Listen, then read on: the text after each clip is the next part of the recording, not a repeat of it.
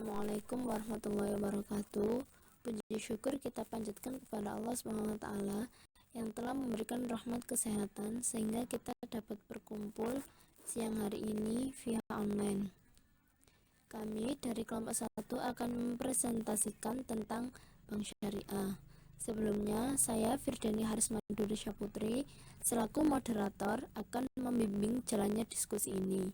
Adapun anggota kelompok saya, yang pertama Sifaun Nihaya sebagai pemateri, dan yang kedua Siti Nur Aida sebagai pemateri, yang terakhir Yastania Artanti sebagai pemateri.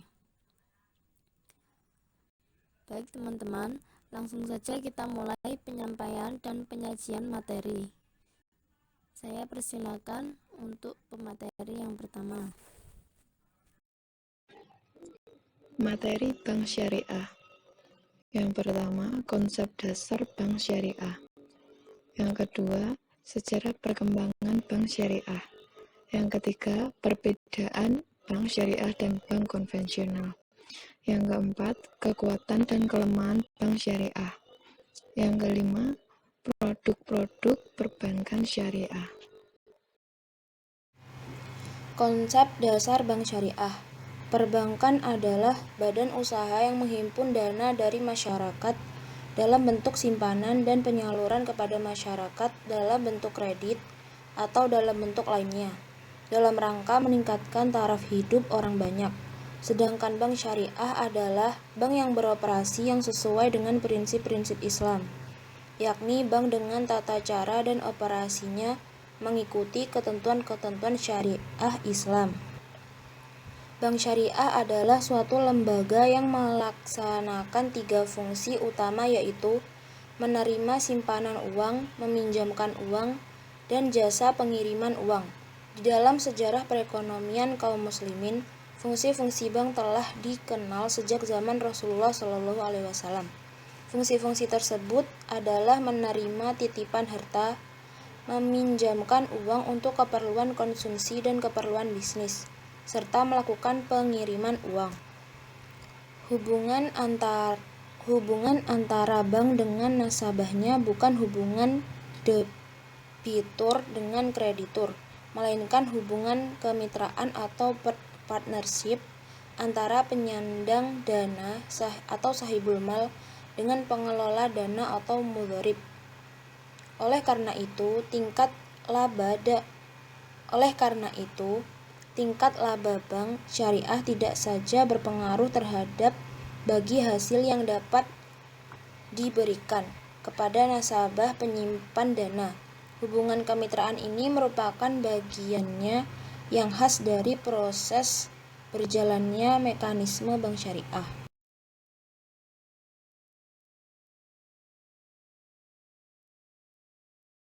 Sejarah perkembangan bank syariah selanjutnya yakni perbankan syariah modern. Dalam keuangan Islam, bunga uang secara fikih dikategorikan sebagai riba, yang berarti haram. Di sejumlah negara Islam dan berpenduduk mayoritas Muslim mulai timbul usaha-usaha untuk mendirikan lembaga bank alternatif non-ribawi. Konsep teoritis mengenai bank Islam muncul pertama kali pada tahun 1940-an dengan gagasan mengenai perbankan yang berdasarkan bagi hasil. Pengambil alihan ini menyebabkan prinsip nirbunga pada Middlemer mulai ditinggalkan, sehingga bank kembali beroperasi berdasarkan bunga. Jumhur ulama sepakat bahwa bunga bank adalah riba, oleh karena itu hukumnya haram. Ketika Organisasi Kerjasama Islam atau OKI akhirnya terbentuk, serangkaian konferensi internasional mulai dilangsungkan, di mana salah satu agenda ekonominya adalah pendirian Bank Islam. Bank Islam pertama yang bersifat swasta adalah Dubai Islamic Bank yang didirikan pada tahun 1975 oleh sekelompok usahawan muslim dari berbagai negara. Pada tahun 1977 berdiri 2 bank Islam dengan nama Faisal Islamic Bank di Mesir dan di Sudan. Perbankan syariah di Indonesia. Deregulasi perbankan dimulai sejak tahun 1983. Bank Indonesia memberikan keleluasaan kepada bank-bank untuk menetapkan suku bunga. Pemerintah berharap dengan kebijakan deregulasi perbankan, maka akan tercipta kondisi dunia perbankan yang lebih efisien dan kuat dalam menopang perekonomian. Pada tahun 1983 tersebut, pemerintah Indonesia pernah berencana menerapkan sistem bagi hasil dalam pengkreditan yang merupakan konsep dari perbankan syariah. Inisiatif pendirian Bank Islam di Indonesia dimulai pada tahun 1980 melalui diskusi-diskusi bertemakan Bank Islam sebagai pilar ekonomi Islam. Sebagai uji coba, gagasan perbankan Islam dipraktekkan dalam skala yang relatif terbatas, di antaranya di Bandung dan di Jakarta. Tahun 1990, Majelis Ulama Indonesia membentuk kelompok kerja untuk mendirikan Bank Islam di Indonesia. Kelompok kerja tersebut, tim perbankan MUI, dengan diberi tugas untuk melakukan pendekatan dan konsultasi dengan semua pihak yang terkait. Perbedaan bank syariah dan bank konvensional. Pengertian: bank syariah menjalankan kegiatan usaha berdasarkan prinsip syariah sesuai hukum Islam diatur dalam fatwa Majelis Ulama Indonesia.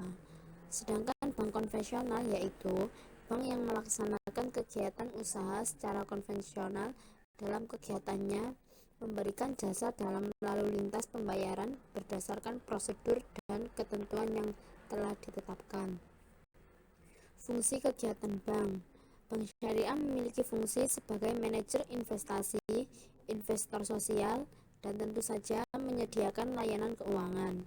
Sedangkan bank konvensional berfungsi menyediakan jasa keuangan dan sebagai intermediasi. Prinsip: bank syariah berprinsip tidak ada pembebasan nilai. Bank konvensional berprinsip bebas nilai. Bank syariah, uang tidak dapat diperjualbelikan, namun dapat ditukarkan kepada bentuk lain sesuai kebutuhan. Bank konvensional melihat uang sebagai komoditas, artinya uang dipandang sebagai barang yang dapat diperjualbelikan. Sumber pendapatan. Bank syariah sumber pendapatan diperoleh dengan sistem bagi hasil, sedangkan bank konvensional berdasarkan besaran bunga tetap.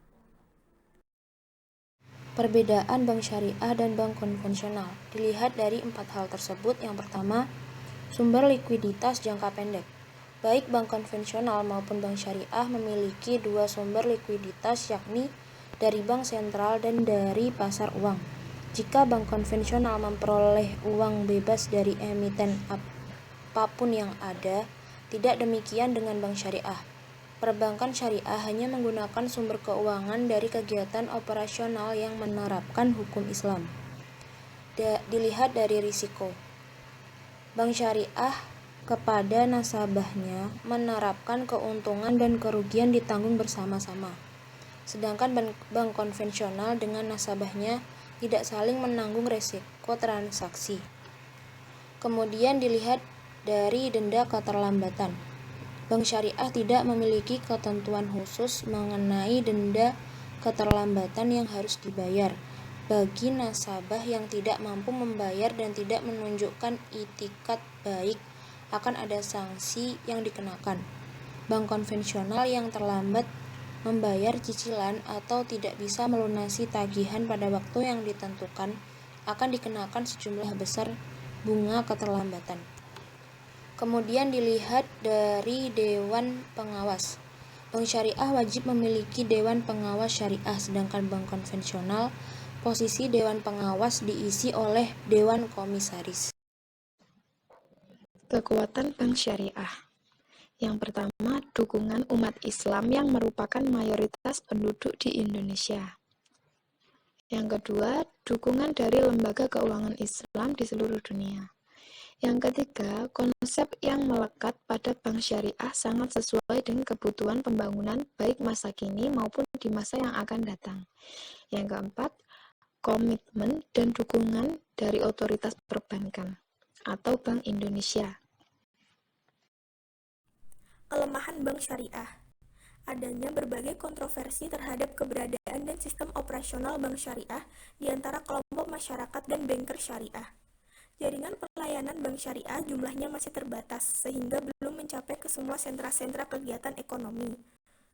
Keberhasilan sistem bagi hasil bank syariah pada pembiayaan mudharabah dan musyarakah sangat tergantung kepada kejujuran nasabahnya.